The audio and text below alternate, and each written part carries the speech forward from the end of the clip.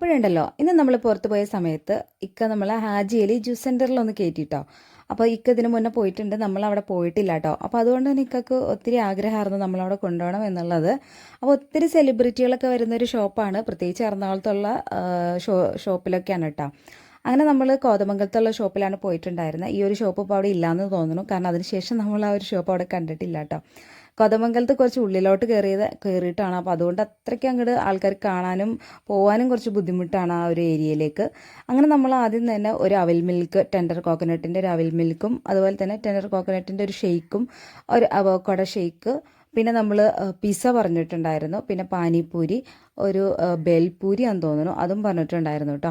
പിന്നെ നമ്മൾ ഒരു റോൾ ഷവർമയും പറഞ്ഞു. എല്ലാം നമ്മൾ ഓരോന്നേ പറയാറുള്ളൂ, കാരണം എല്ലാം കൂടി നമ്മൾ വീതിച്ച് കഴിക്കുകയാണ് ചെയ്യുന്നത് കേട്ടോ.